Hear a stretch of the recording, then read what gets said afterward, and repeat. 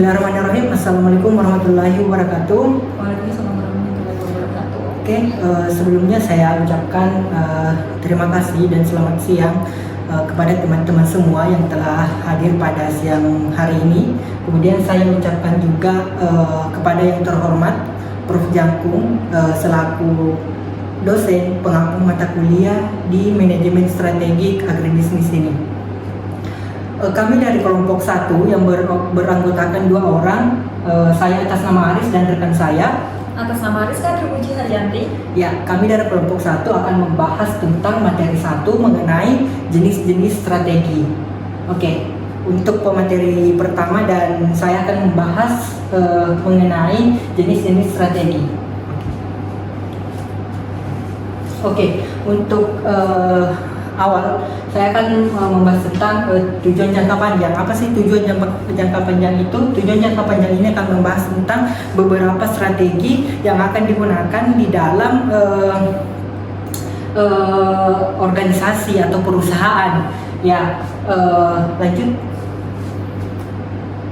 Di sini ada karakteristik dan manfaat. Dapat dilihat bahwa untuk manfaat dan tujuan dari jangka panjang ada 10 poin. Di sini dapat dilihat bahwa yang satu dapat memberikan arah, dapat memberikan sinergi, dapat berupa evaluasi, dapat bermanfaat untuk prioritas perusahaan untuk kedepannya, dan dapat meminimkan ketidakpastian untuk mencapai satu tujuan. Kemudian dapat meminimkan konflik atau meminimalisir konflik di dalam sebuah perusahaan. Kemudian bersifat atau merangsang aktivitas secara fisik. Kemudian dapat mengalokasikan sumber daya secara efektif. Kemudian dapat meningkatkan perencanaan pekerjaan. Kemudian dapat memudahkan dalam pengambilan keputusan yang konsisten. Kemudian dari karakteristiknya ada 8. Dapat dilihat bahwa untuk tujuan jangka panjang memiliki karakteristik yaitu kuantitatif, terukur, realistis, dapat dipahami,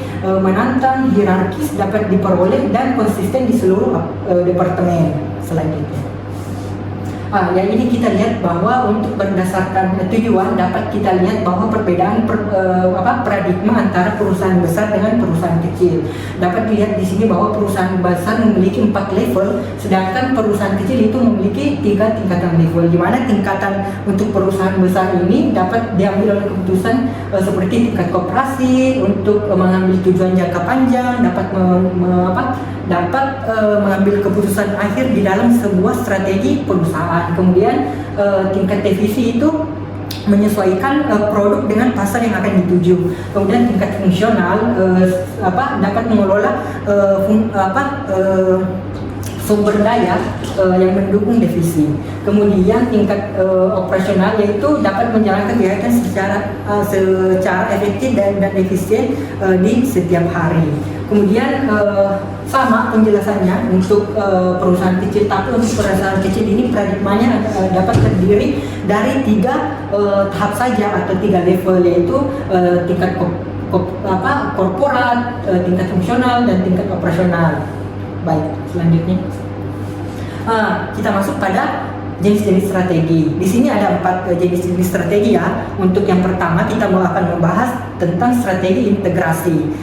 Untuk definisinya tersendiri, strategi integrasi itu merupakan strategi pertumbuhan perusahaan yang memperluas kendali organisasi melalui penguasaan rantai bisnis terhadap pemasok, distribusi, bahan baku, input sampai output secara efisien dengan daya saing dan posisi perusahaan. Di sini ada tiga bagian dari strategi integrasi, yaitu integrasi vertikal yang terbagi atas 2, yaitu integrasi maju dan integrasi mundur, sedangkan integrasi horizontal yang ketiga adalah integrasi horizontal. Di sini untuk integrasi maju itu lebih berfokus kepada konsumen, sedangkan integrasi mundur berfokus pada pemasok atau bahan baku atau input di sebuah perusahaan. Sedangkan horizontal itu dapat memperluas usaha atau menguasai atau bekerja sama dengan perusahaan-perusahaan lain dengan usaha yang serupa dengan usaha kita, seperti itu. Kemudian yang kedua, ini adalah strategi yang kedua, di mana strategi yang kedua ini merupakan strategi intensif. Ya, kita tahu bahwa strategi yang secara intensif itu adalah pertumbuhan perusahaan dapat meningkatkan komposisi kompetitif dengan melalui pengoptimalan produk, kemudian pasar yang dituju, kemudian dapat mengembangkan pasar dengan produk-produk yang baru atau inovasi-inovasi yang akan ditimbulkan di dalam perusahaan kita. Begitu. Kemudian yang kedua ada penetrasi pasar. Ini adalah sebagai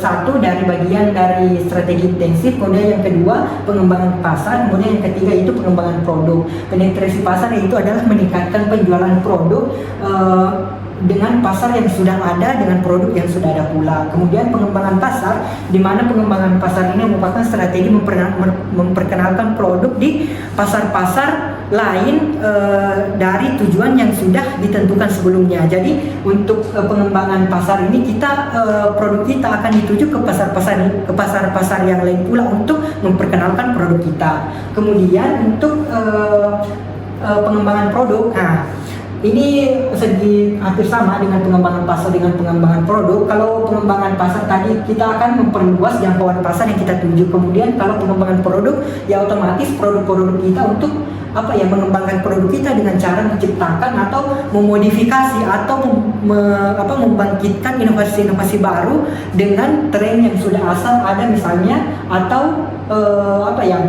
produk-produk baru yang dapat diminati di era sekarang dengan pasar yang sudah ada. Begitu. Selanjutnya,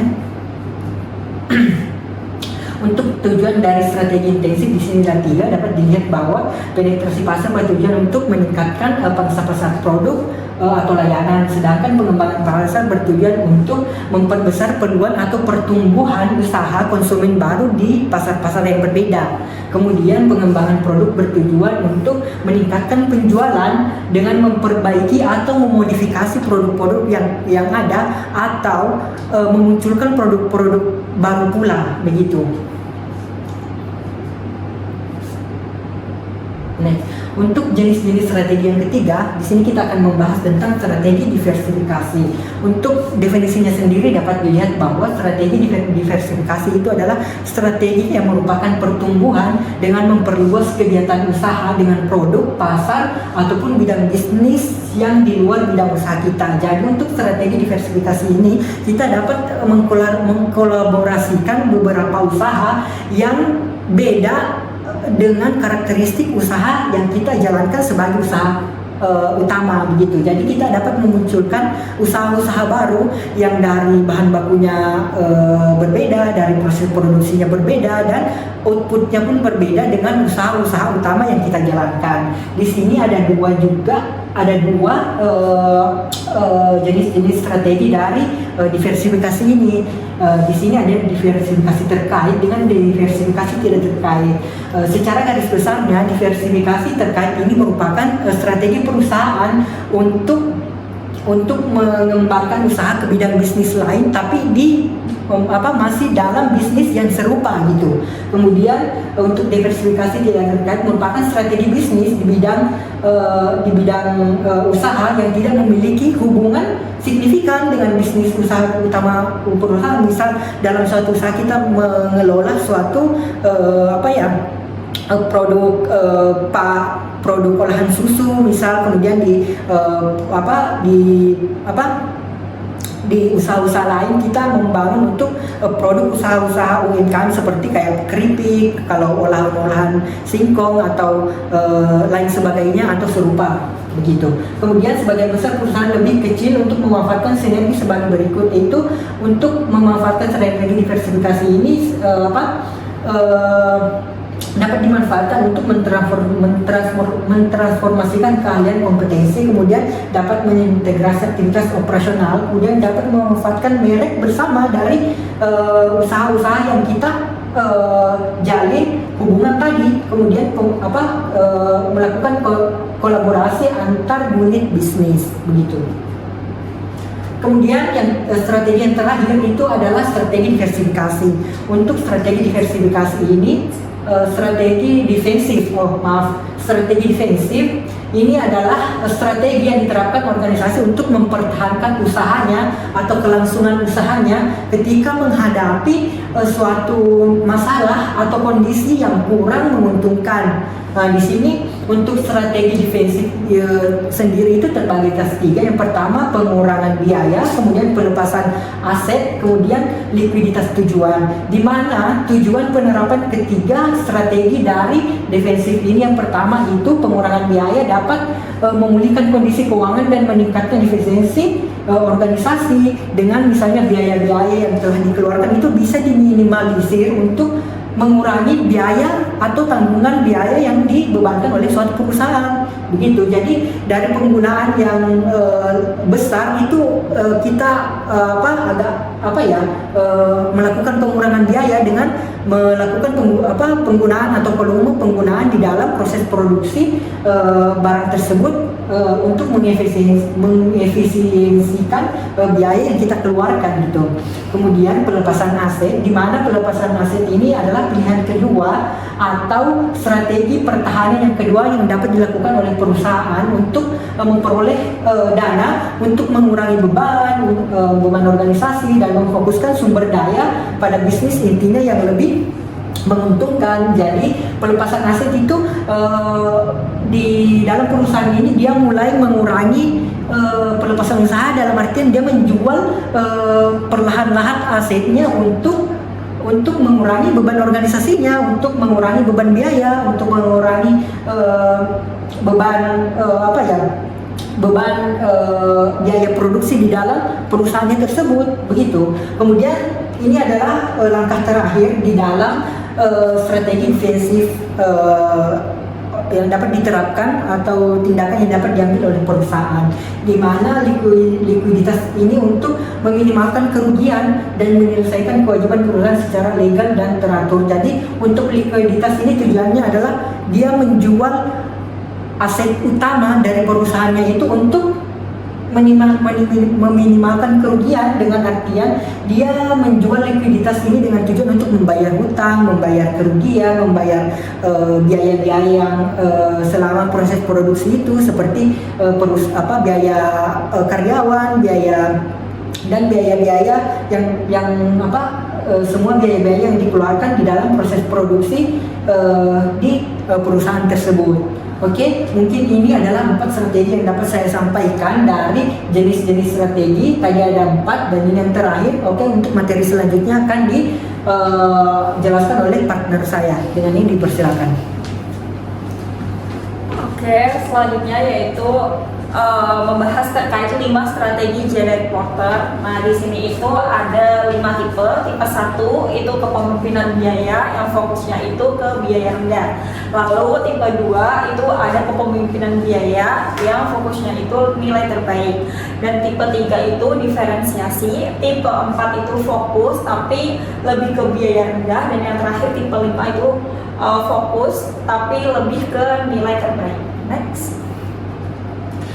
Yang pertama kita membahas strategi kepemimpinan biaya yaitu tipe 1 atau tipe 2. Nah, di sini itu ada 5 strategi. Yang pertama, persaingan harga antar penjual yang bersaing sangat ketat. Lalu yang kedua, ada produk dari penjual pesaing pada dasarnya identik dan pasokannya itu mudah didapatkan. Yang ketiga, pembeli menanggung biaya rendah saat mengalihkan pembelian mereka dari satu penjual ke penjual lain. Yang keempat, pendatang baru di industri ini itu menggunakan harga perkenalan yang rendah untuk menarik pembeli dan membangun basis pelanggan. Lalu yang terakhir, ada beberapa cara untuk mencapai diferensiasi produk yang memiliki nilai bagi pembeli. Next. Lalu selanjutnya ada tipe 3. Tipe 3 ini terkait strategi diferensiasi, itu ada 4 strateginya. Ada banyak cara untuk membedakan produk atau layanan, dan banyak pembeli yang menganggap perbedaan ini itu memiliki nilai tambah atau value added. Lalu yang kedua, kebutuhan dan penggunaan ini pembelian sangat beragam. Lalu yang ketiga, hanya sedikit perusahaan pesaing yang mengikuti pendekatan diferensiasi serupa. Lalu yang terakhir ini, perubahan teknologi itu berlangsung sangat cepat dan persaingannya itu berputar di sekitar fitur produk yang berkembang pesat. Lalu selanjutnya ada strategi fokus. Ini ada tipe 4 dan tipe 5. Yang pertama itu ceruk pasar sasarannya itu besar, menguntungkan dan juga berkembang. Lalu yang kedua, para pemimpin industri itu tidak menanggung atau menganggap ceruk pasar sebagai hal yang penting bagi kesuksesan industri itu sendiri. Lalu yang ketiga, para pemimpin industri itu menganggap terlalu sulit untuk memenuhi kebutuhan khusus dari ceruk pasar tersebut. Lalu yang keempat, perusahaan berfokus memiliki ceruk yang menarik secara kompetitif yang sesuai dengan sumber daya yang dimilikinya. Lalu yang terakhir, tidak ada pesaing lain yang mencoba berspesialisasi dalam target yang sama. Next. Lalu selanjutnya, nah ini cara untuk mencapai strategi. Jadi ada dua, kerjasama antar pesaing dan usaha patungan dan juga kemitraan.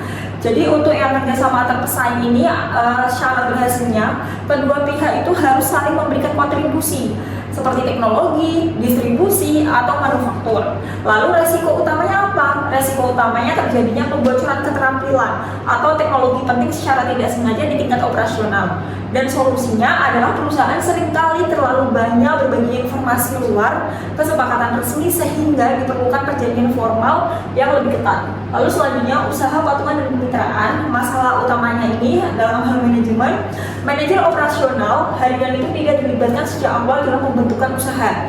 Lalu resiko bagi konsumennya, usaha patungan ini berpotensi merugikan pelanggan yang memicu keluhan terkait penurunan kualitas layanan. Lalu selain resiko konsumen ini disebabkan juga karena komitmen yang tidak seimbang. Dukungan yang tidak merata dari kedua belah pihak dapat menimbulkan konflik internal. Dan untuk persaingan internal ini, usaha patungannya itu beresiko menjadi pesaing yang lebih ketat bagi salah satu mitra. Next.